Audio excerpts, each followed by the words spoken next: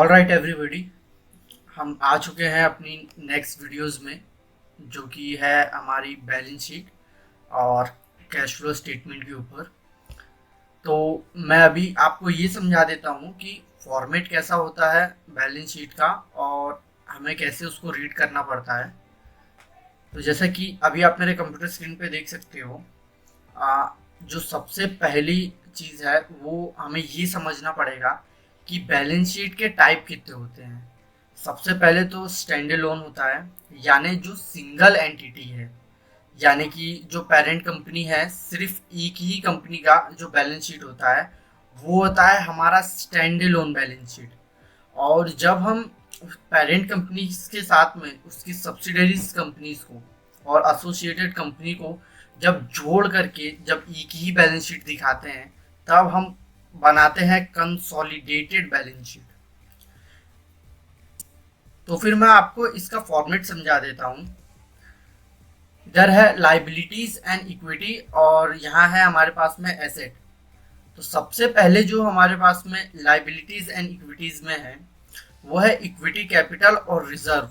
इसको साथ में ही आप देखो तो ज़्यादा बेहतर है। इक्विटी कैपिटल यानी वो शेयर्स जो कंपनी ने इशू किए हैं, और रिजर्व यानी जब रिटेन्ड अर्निंग से जब कंपनी किसी चीज़ के लिए रिजर्व रखती है, यानी कि एक गुल्लक जैसा। जब कंपनी अलग अलग चीज़ों के लिए पैसा इकट्ठा करती है, जैसे जनरल रिजर्व, स्टेशनरीज और land and building and investments के लिए, तो वो हम रिजर्व में कैलकुलेट करते हैं। फिर उसके बाद में हमारे पास में आता है डेट, यानी जो डिवेंचर होल्डर्स हैं, जिन्होंने कंपनी को डेट दिया है या कंपनी ने जहाँ से लोन बोरो किया है। तो वो ये तीन स्टेटमेंट होता है। यानी जो बोरोइंग में है वो long term, lease, short term, ये एक में ही आता है। यानी जो लॉन्ग टर्म बोरोइंग है, यानी जो बहुत बड़ा लोन लिए हैं, या शॉर्ट टर्म है या लीज पे लिए हैं, वो चीज यहाँ पे आती है। फिर हमारे पास में आता है, इसको हटा देता हूँ पहले। फिर हमारे पास में आता है करेंट लाइबिलिटी, यानी ट्रेड पेबल्स है हमारे पास, एडवांस फ्रॉम कस्टमर्स एंड जो अदर आइटम्स होते हैं लाइबिलिटीज के। ट्रेड पेबल यानी जो हमसे कुछ उधार पर ले करके गए हैं। तो ये इतना जो पार्ट है ये हमारा करेंट लाइबिलिटी है। फिर यहाँ पे जो एसेट है हमारा, यानी क्या कंपनी ओन करती है, तो लॉन्ग टर्म जो है, यानी जो फिक्स असेट है, यानी नॉन करेंट लाइबिलिटी है, वो है हमारे पास land and buildings, plant machineries. और उसी में ही सेम हमारे पास में आता है इनटेंजिबल एसेट, यानी जो कॉपीराइट्स होते हैं हमारे पास या जो ट्रेडमार्क होते हैं वो सारे। फिर इन सारे का कैलकुलेशन होता है हमारे पास में ग्रॉस ब्लॉक, और उसमें से हम माइनस करते हैं डेप्रिसिएशन को, यानी जो भी डेप्रिसिएशन या अमोटाइजेशन लगा है उसको हम माइनस करते हैं। तब हमारे पास में आता है हमारा नेट ब्लॉक, यानी कंपनी के पास जो ऑन फाइनेंशियल ईयर में जो भी एसेट है उसकी वैल्यू क्या है, हमें इस नेट ब्लॉक से पता चलता है।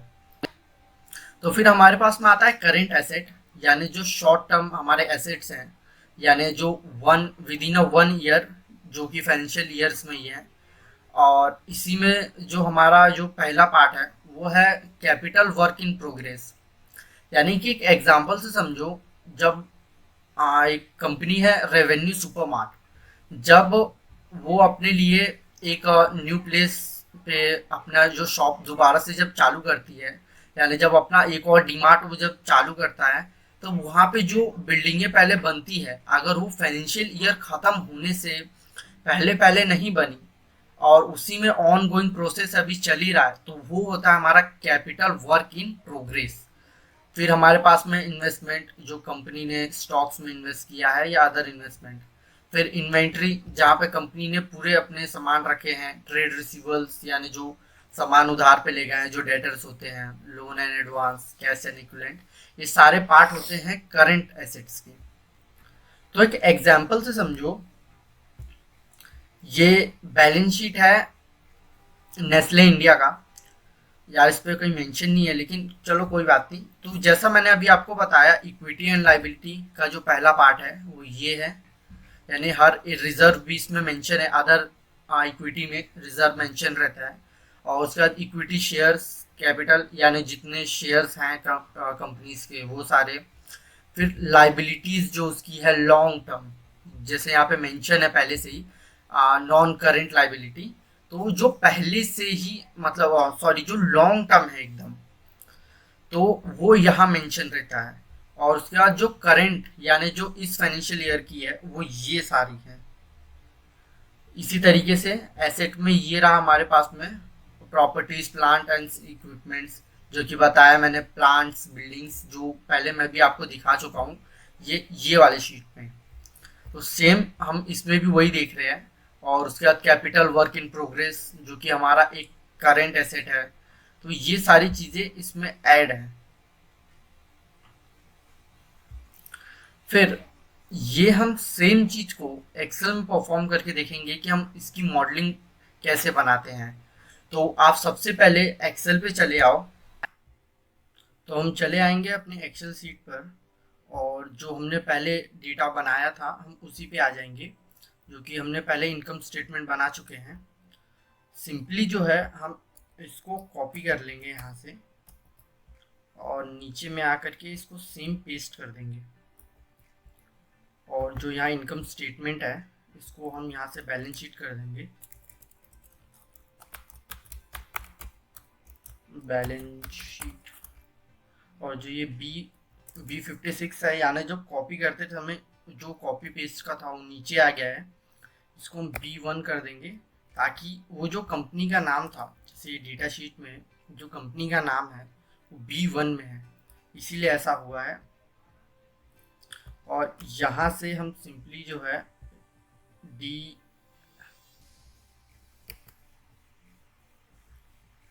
तो यहाँ से सिंपली हम लोग ये डेटा को भी यहाँ से कॉपी कर लेंगे, यानी नीचे शिफ्ट ले आएंगे और सेम फॉर्मूले से हम इसको पेस्ट कर देंगे।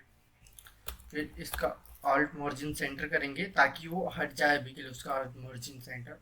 और ये लास्ट के जो 2 कॉलम है इसको हम डिलीट करेंगे, लेकिन ये जो कलर है इसको हटाने के लिए Alt+H+N, ये इसका एक शॉर्टकट है जिससे वो हम हटा सकते हैं।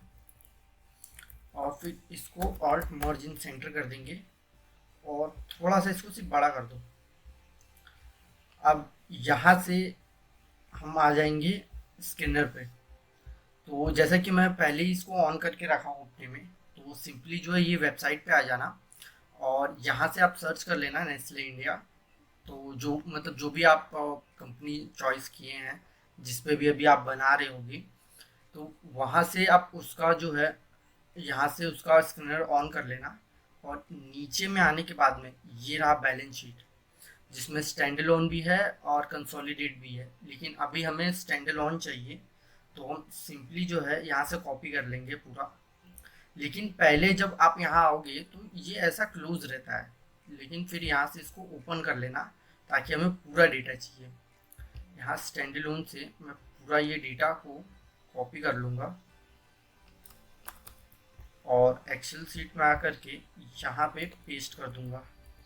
लेकिन Ctrl+Alt+V करना, ताकि यहाँ से जो पेज स्पेशल खुल जाए और एज अ टेक्स्ट हम लोग इसको पेस्ट कर पाए। यहाँ से फॉर्मूले से एज अ टेक्स्ट मैंने पेस्ट कर दिया। अब जो ये 3 कॉलम है, ये सॉरी जो 3 रो हैं, इन तीनों को हटा दो और यहाँ से जो 3 है इसको माइनस करो ताकि ये पूरा हट जाए। अब देखो जैसे ही इसमें डेटा ज़्यादा हो रहा है तो इसका मैं बता देता हूँ ऐसा क्यों आ रहा है। जैसा हमारे पास में भी डेटा है वो दिसंबर 15 का है, यानी 2015 का है, लेकिन जहाँ से हमने अभी डेटा लिया है स्कैनर से, यहाँ पे जो डेटा है वो 2013 से ही है, यानी 2030 से ही है। तो हमें सिर्फ मॉडलिंग करनी है 15 के बाद की। तो यहाँ से मैं सिंपली जो है ये दोनों को हटा दूंगा और Ctrl- प्रेस करूंगा तो ये डिलीट का ऑप्शन आ गया। शिफ्ट सेल लेफ्ट कर दूंगा तो लेफ्ट में शिफ्ट हो जाएगा। और जो लास्ट का है यानी एक क्वार्टर का जो डेटा है इसको मैं हटा देता हूँ। हम ईयरली वाइज बना रहे हैं तो अभी हमें क्वार्टर के डेटा की कोई ज़रूरत नहीं है। उसके बाद इक्विटी एंड रिजर्व को यहाँ से सबसे पहले बोल्ड कर दो, मैं थोड़ा बड़ा कर देता हूँ ताकि समझे। और उसके बाद यहाँ से जो ये लाइन है Ctrl Shift और इज इक्वल टू प्रेस करोगे आप तो वो नीचे आ जाएगा, तो एक लाइन से नीचे लेना। उसके बाद जो बोरोइंग है इसको हाईलाइट कर दो, और उसके बाद ये जो अदर लाइबिलिटीज़ है इसको भी एक नीचे ले लो। बोरोइंग्स यहाँ से सम कर दो इसको। लॉन्ग टर्म बोरोइंग्स, 1 सेकेंड में दिखा देता हूँ। आर सिलेक्ट, हाँ, long term borrowing, short term borrowing और लीज लाइबिलिटी, इसको हम प्लस करेंगे तो हमारी टोटल बोरोइंग्स आ जाएगी। और सिंपली जो है हम यहाँ पे कॉपी और पेस्ट कर देंगे।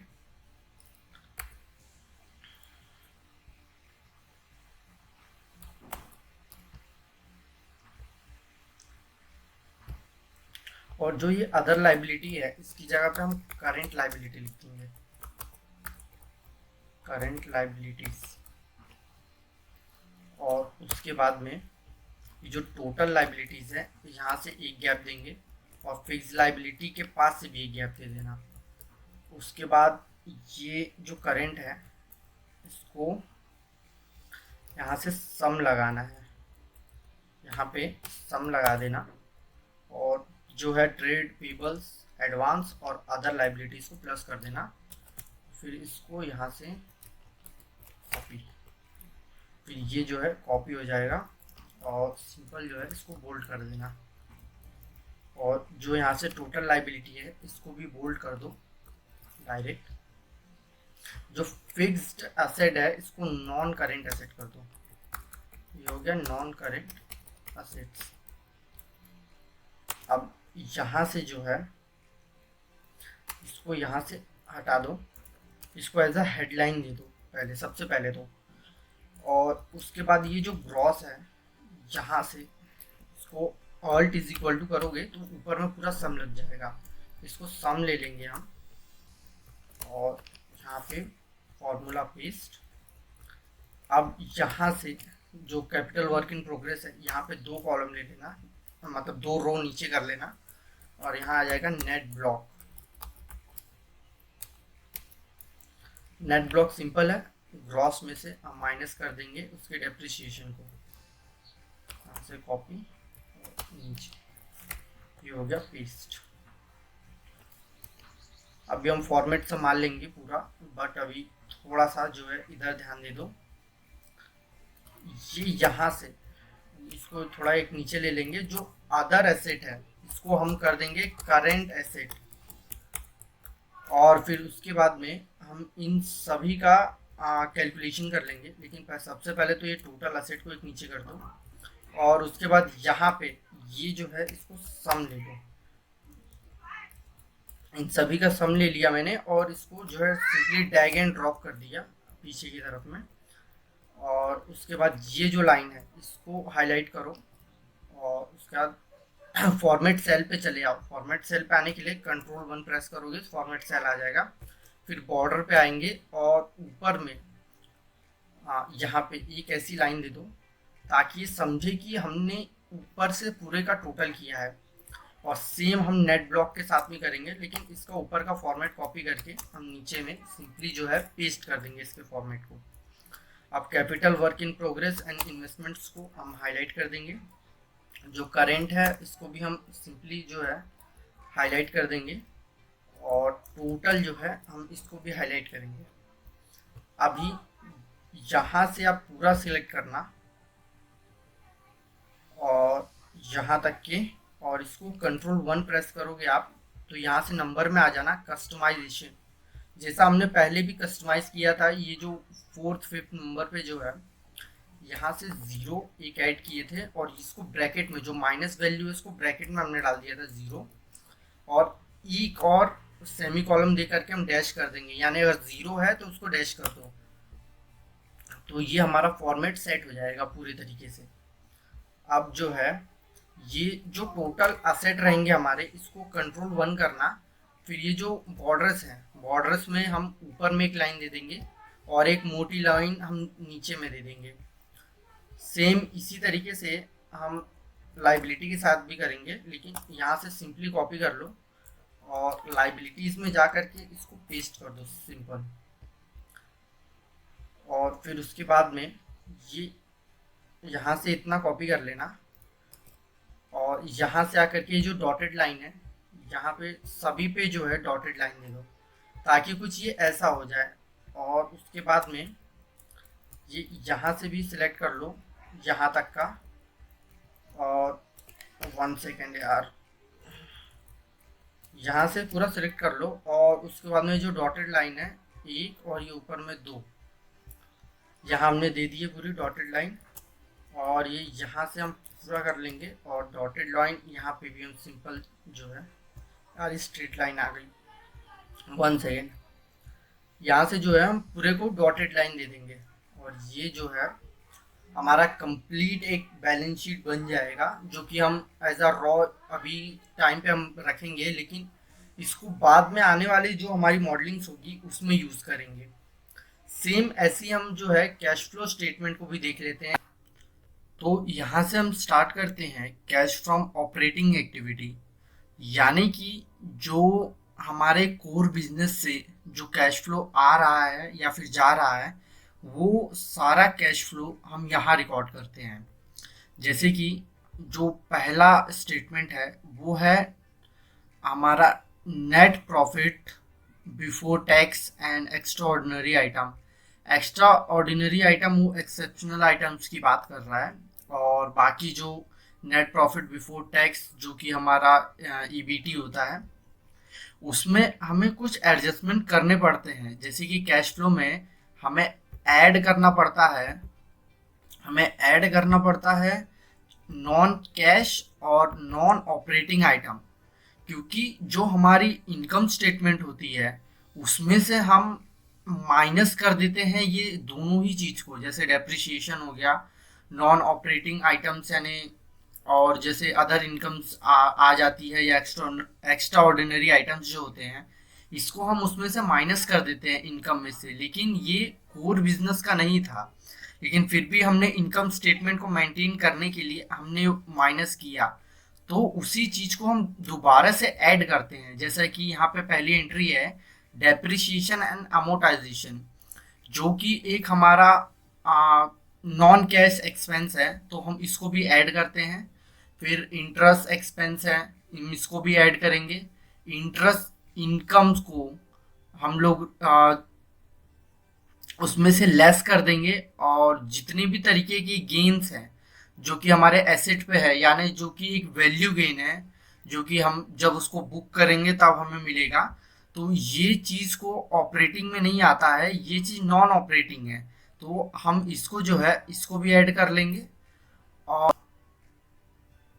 सॉरी, हम इसको ऐड नहीं, इसको लेस करेंगे, आई एम रियली सॉरी। और बाकी की ये जो दो चीज़ें हैं, लॉस एंड अदर एक्सपेंस, हम इसको भी ऐड कर लेंगे। अब जैसे एक पार्ट को समझो, इसमें है adjustment for change in working Capitals, यानी जितने भी वर्किंग कैपिटल्स के लिए जो चेंजेस हुए हैं, जैसे हम करेंट एसेट में से करेंट लाइबिलिटी को माइनस कर देते हैं तो हमारे पास में वर्किंग कैपिटल्स आते हैं। लेकिन वर्किंग कैपिटल्स के जो मेन कॉन्सेप्ट होते हैं वो होते हैं उसके रिसीवल्स, इन्वेंट्रीज और पेबल्स। ये जो 3 कॉन्सेप्ट है इसको ध्यान से समझो। इसको समझाने के लिए मैं नेक्स्ट पेज पे आ जाता हूँ। हाँ, तो यहाँ पे आप जैसे समझो, जो हमारी ट्रेड रिसीवल्स है, अगर ये बढ़ रहे हैं तो हम आउटफ्लो करेंगे उस कैश को। जैसे कि जो रिसीवल्स होते हैं, यानी जो हमारे डेटर्स होते हैं, अब डेटर्स का ऐसा होता है कि मान के चलिए जब वो लोग हमसे माल उधार पे लेके जा रहे हैं, यानी कि डेटर्स बढ़ रहे हैं, यानी हमारे पास से सिर्फ जो है माल जा रहा है, तो पैसे का ना आना भी जाना ही होता है, तो इसीलिए हम आउटफ्लो को मेंशन करते हैं। और जब डेटर्स हमारे पास से कम होते हैं तब हमारा इनफ्लो होता है, यानी वो लोग पेमेंट कर रहे हैं, यानी हमारे कैश जो है बढ़ रही है। उसके बाद में इन्वेंट्रीज आती है हमारी। इन्वेंट्रीज अगर बढ़ रही है, यानी हम बना बना के जो सामान सारे इन्वेंट्रीज में रख रहे हैं, बिक नहीं रही है अभी, तो यानी हमारी लागत तो लग रही है, तो इसीलिए वो आउटफ्लो हुआ, यानी कैश जा रही है। और जब वो इन्वेंट्री कम होती है तो यानी हमारा माल ज़्यादा से ज़्यादा बिक रहा है, तो हम इनफ्लो को मार्क करते हैं। और सेम उसी तरीके से ट्रेड पेबल्स में भी होता है, यानी जो क्रेडिटर्स होते हैं जहाँ से हम माल उधार में लाए हैं, जब ये बढ़ रहे हैं यानी हमने कहीं से कुछ माल उठा करके लाया है या कोई सर्विस लाई है जिससे हमारा रेवेन्यू बढ़ रहा है, तो यानी इसके बढ़ने से हमारा कैश इनफ्लो बढ़ रहा है, इसके घटने से हमारा जो है आउटफ्लो बढ़ रहा, सॉरी मतलब इसके घटने से हमारा आउटफ्लो बढ़ेगा। सेम उसी तरीके से, ये तो ऑपरेटिंग की बात हो गई, सेम उसी तरीके से हम इन्वेस्टिंग को भी देख लेते हैं। यानी किसी भी तरीके से लिए जाने वाला जो माल है या जो लोन जिससे हमारे कैश मतलब जहाँ पे हमारा कैश की लागत लग रही है, तो वो चीज को हम माइनस कर देंगे जहाँ से कैश हमारा आउटफ्लो हो रहा है। यानी हमने जब परचेस किया किसी फिक्स एसेट को, जैसे लैंड एंड बिल्डिंग हमने खरीदा, तो यानी हमारे पास से पैसा जा रहा है। कोई लोन एंड सॉरी जैसे कोई लोन है तो हमने उसको पे किया, तो पे करने पे भी पैसा जाएगा ही। इन्वेस्टमेंट कर रहे हैं किसी स्टॉक में तो हमें पैसा पे करेंगे तब जाके हमें स्टॉक इशू होते हैं। और फिर हमें इसमें ऐड करना पड़ता है हर एक तरीके के वो सेल जो कंपनी ने जो किए हैं। जैसे फिक्स एसेट को सेल किया यानी पैसा आया है हमारे पास, हमने अपने जो एसेट को सेल किया है तो पैसा आया है। इन्वेस्टमेंट यानी स्टॉक को हमने बेचा है तो हमारे पास पैसा आया है। Repayment of loan and advance received, हमें पैसा वापस मिला है, तो इससे हमें पास में जो है कैश आ रहा है। लेकिन जो इन्वेस्टिंग एक्टिविटी है ये हमेशा माइनस में होनी चाहिए। इसका रीज़न ये है कि हमें कभी भी एक कंपनी पे हम यही चाहेंगे कि कंपनी अपने एसेट को बढ़ाए, यानी जितना भी कैश आ रहा है उससे वो अपने इन्वेस्टमेंट को बढ़ाए ताकि उसकी एसेट बढ़े और उसकी बुक वैल्यू बढ़े, तो शेयर होल्डर्स के जो पैसों की वैल्यू बढ़ती है। लेकिन अगर ये जैसे प्लस में आ गया तो यानी ज़्यादा से ज़्यादा वो कंपनी सेल कर रही है अपने फिक्स एसेट को, यानी अपने ही एसेट को सेल कर रही है, तो ये चीज़ सही नहीं है। इसीलिए हमेशा ये जो है हमेशा माइनस में होना चाहिए। उसी तरीके से सेम हमारे पास में होता है cash flow from financial activities. अब इसको थोड़ा सा समझना पड़ेगा आपको। इसमें हम लोग वो चीज़ें ऐड करते हैं जो हमने लोन या जो इक्विटी से पैसा आया है उस चीज को हम लोग ऐड करते हैं। यहाँ से पैसा मतलब कैश फ्लो मतलब कैश फ्लो जो है वो इनफ्लो की तरफ आया है तो वो हम उस चीज को ऐड करेंगे। और बाकी हर एक चीज जिससे आउटफ्लो हुई है, यानी हमने डिविडेंड पे किया है, रीपेमेंट्स किए हैं और बाकी रीपेमेंट ऑफ लोन है जैसे इंटरेस्ट पेमेंट है, तो ये सारी चीजें जब जा रही है तो हम इसको लेस करते हैं क्योंकि ये आउटफ्लो है एक तरीके से। तो इस चीज पे थोड़ा सा फोकस करो कि ये भी जो रहता है ये भी हम माइनस में आए अगर इसका क्या कह सकते हैं net cash from financial activities, ये भी माइनस में होना चाहिए। इसका रीजन ये हो जाता है कि हमें ये पता चलता है कि थ्रू फाइनेंशियल एक्टिविटीज कंपनी जो है ज़्यादा से ज़्यादा लोन ना लेते हुए अपने पेमेंट्स को, जो बोरोइंग्स है या जो इंटरेस्ट पे कर रही है या डिविडेंड्स इशू कर रही है, इसको पैसे को जो है थ्रू कैश फ्लो वो सेटलमेंट कर पा रही है। तो यानी अगर ज़्यादा से ज़्यादा वो पैसा दे पा रही है तो इसका मतलब है कि कंपनी जो है अपने आप को प्रॉफिटेबल बनाने के लिए आगे बढ़ रही है। सेम हम एक एग्जाम्पल के साथ देख लेंगे जो कि है हमारा स्टेटमेंट ऑफ कैश फ्लो। ये फाइनेंशियल ईयर का ही है और ये नेस्ले कंपनी का है। तो जैसा कि मैंने अभी आपको बताया था, ये कैश फ्लो फ्रॉम ऑपरेटिंग, तो इसमें जो है 1 सेकेंड इसको थोड़ा सा छोटा कर लेते हैं। ओके, तो ये जो है प्रॉफिट बिफोर टैक्स है जिसमें एडजस्टमेंट है सारे, जैसे कि डेप्रिसिएशन जो मैंने बताया था आपको प्लस करना पड़ता है, किसी भी तरीके का लॉस या प्रॉफिट, ये चीज़ जो है ये इन्वेस्टिंग का पार्ट है। तो हम इसको जो है ऑपरेटिंग में मेंशन इसीलिए करते हैं क्योंकि हम इसको नॉन कैश है, क्योंकि ये पैसा तो हमारे पास से जा रहा है, हम डेप्रिसिएशन के थ्रू दिखा रहे हैं, लेकिन ये चीज़ें जो है इम्पेरिमेंट जो है, सॉरी, इम्पेरिमेंट लॉसेस जो है, ये हमारे पास से एक्चुअल में थोड़ी जा रहे हैं पैसे। तो ये जो चीज़ें हैं इसको हम प्लस में दिखा रहे हैं ताकि हम इस कैश को रीबैक कर सकें उस सेम ईयर पे। अब ये जैसे है surplus on property plants and equipment sold and scrap, यानी जो कंपनी का नॉन कोर बिजनेस है, जैसे कि मैंने पहले भी बता चुका हूँ अदर इनकम जैसे होता है, तो वहां से अगर पैसा आ रहा है तो वो non core business, sorry, non operating activity है।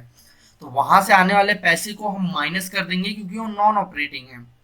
सेम उसी तरीके से अदर एंट्रीज भी है।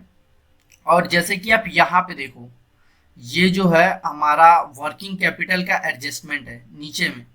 जैसे इंक्रीज हुआ है हमारा ट्रेड रिसीवल्स को, तो जैसा कि मैंने यहाँ बताया था आपको, जब ट्रेड रिसीवल्स इंक्रीज हो तो ये आउटफ्लो हमारा बढ़ जाता है। तो सेम वैसे ही हुआ है यहाँ पे, हमारा आउटफ्लो यानी पैसा गया है, ब्रैकेट में है यानी पैसा हमारा गया है। इन्वेंट्रीज है तो उसमें भी हमको वैसे ही सेम दिख रहा है कि पैसा गया है। लोन्स में भी वही है। ट्रेड रिसीवल्स जो कि बढ़ा है ये भी सेम लेवल पे। जब ट्रेड पेबल्स जो है वो बढ़ रहे हैं तो हमारा इनफ्लो है वो एक तरीके से। तो सेम सेम जो है जैसा मैंने बताया हूँ वही सेम इम्प्लीमेंट हो रहा है यहाँ पे भी।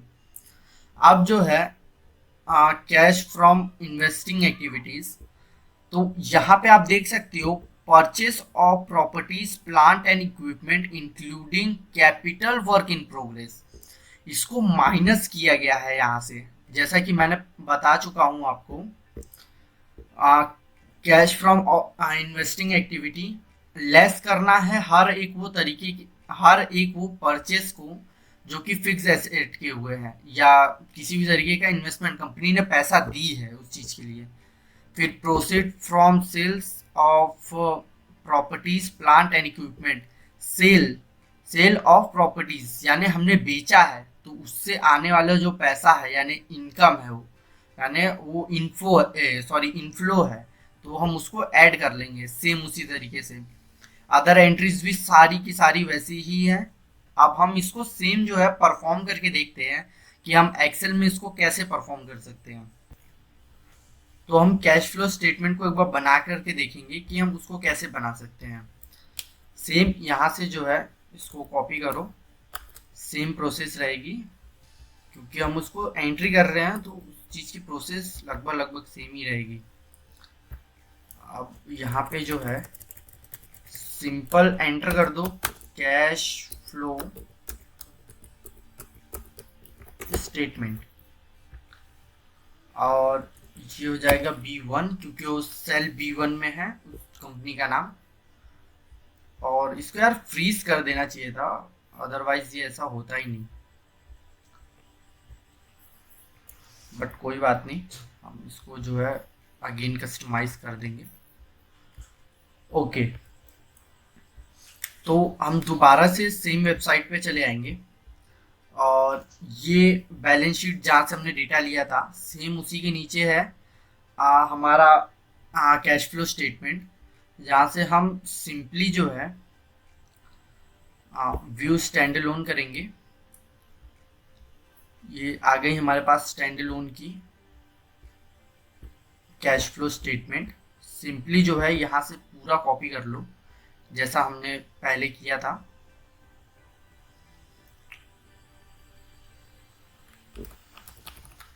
हो गया कॉपी, और सेम यहाँ पे कंट्रोल ऑल्ट वी, और फिर उसके बाद में हम इसको टेक्स्ट फॉर्मेट में यहाँ पे ले लेंगे। यहाँ से 3 ब्रैकेट को यहाँ से हटा दो, 1 2 3 इसको माइनस। ओके, इसको थोड़ा सा इसकी वृद्ध बढ़ा दो ताकि वो कैश फ्लो सही से समझ में आए। अब इसमें भी वही सेम है कि 2013 से डेटा है तो हम इसको भी हटा देंगे लेफ्ट। Okay, perfect. यहाँ से हम किसी भी एक का डेटा जो है आई एम सॉरी यहाँ से जो फॉर्मेट सेल है हमें सिर्फ यही चेंज करना था, तो हम यहाँ से डायरेक्ट भी कर लेते हैं। कंट्रोल 1 प्रेस करके मैं फॉर्मेट सेल पे आ जाऊँगा। कस्टम सेम हम वही फॉर्मेट को यूज करेंगे, 0, इसको ब्रैकेट में ले लो, जो कि माइनस है तो ब्रैकेट में आ जाएगा, एक सेमी कॉलम और डैश। इसको एंटर करेंगे तो हमारे पास में पूरा डेटा हमारे पास में बन के आ जाएगा। अभी जो यहाँ पर है ये हमारा कैश फ्लो है, इसको यहाँ से बोल्ड कर दो ताकि एक हेडलाइन जैसा बन जाए, और यहाँ से इस एंट्री को हटा दो। अब यहाँ पे जा कर के डबल एंट्री कर दो, आई मीन जो है डबल रो ले लो, और यहाँ पे जो है जो सेम ऊपर में है कैश फ्लो फ्रॉम ऑपरेटिंग, इसको हम यहाँ नीचे में ले लेंगे, और ये जो है इसको यहाँ से हटा करके ऑपरेटिंग एक्टिविटी कर देंगे। अभी इसको एक हाईलाइट कर दो, वर्किंग कैपिटल चेंजेस। जैसा कि मैंने पहले बताया हूँ, प्रॉफिट फ्रॉम ऑपरेटिंग यानी जो हमने अभी आपको बताया था profit before tax and exception, जो एडजस्टमेंट करने के बाद में हमारे पास में जो आता है वो उस चीज़ की एंट्री है। तो हम सम ले लेंगे सिंपल, हम इसको ऐड कर लेंगे, और उसके बाद वर्किंग कैपिटल चेंजेस यानी जो मैं बताया था जैसे कि रिसीवर्स इन्वेंट्री का बढ़ना या घटना, तो वो सबका मतलब मिला करके यहाँ पे हमें एंट्री मिली रहती है। सिंपल हम इसको भी ऐड कर लेंगे, और हमें सिर्फ टैक्स माइनस करना पड़ता है, बट ये ऑलरेडी माइनस में है तो हम इसको सम करेंगे, क्योंकि माइनस माइनस प्लस हो जाता है। ये एक मैथ का इजी कैलकुलेशन है। तो सिंपल यहाँ पे हमारे पास में कैश फ्लो आ जाएगा, इसको हम एंट्री ले लेंगे, इसकी फॉर्मूला पेस्ट, और सेम हम इसको यहाँ से हाईलाइट कर देंगे पूरा, Ctrl+1 बॉर्डर, ऊपर में हम एक बॉर्डर दे देंगे बस, ये कुछ ऐसा दिखने लगेगा। सेम हमें इसके साथ भी करना है। सबसे पहले तो हम यहाँ पे आ जाएंगे और यहाँ पे एक गैप दे दो, और इसको यहाँ से कॉपी कर लो नीचे। अब यहाँ से जो है हम इन्वेस्टिंग एक्टिविटीज़ को बोल्ड कर देंगे, और सेम यहाँ से सबसे पहले तो ये हटा दो क्योंकि वो पहले से इन्वेस्टिंग एक्टिविटीज़ का था पार्ट था। अब सिंपल यहाँ पे सम ले लो क्योंकि वो पहले से ही माइनस प्लस में ऑलरेडी एंट्रीज है, तो सिंपल जो है हम माइनस में ही ले लें, सॉरी सम कर लेंगे डायरेक्ट। ये फॉर्मूला पेस्ट, और इसको हाईलाइट कर दो, ऊपर से फॉर्मेट कॉपी, और नीचे में फॉर्मेट को हम पेस्ट करेंगे Ctrl+Alt, और जब हम वी पेस्ट करते हैं तो हमारे पास में पेस्ट स्पेशल खुलता है, और हम टी प्रेस करेंगे तो ये फॉर्मेट पे आ जाएगा। ओके कर दो। फिर उसके बाद में कैश 1 सेकेंड, इसको यहाँ पे भी पहले एक स्पेस ले लो,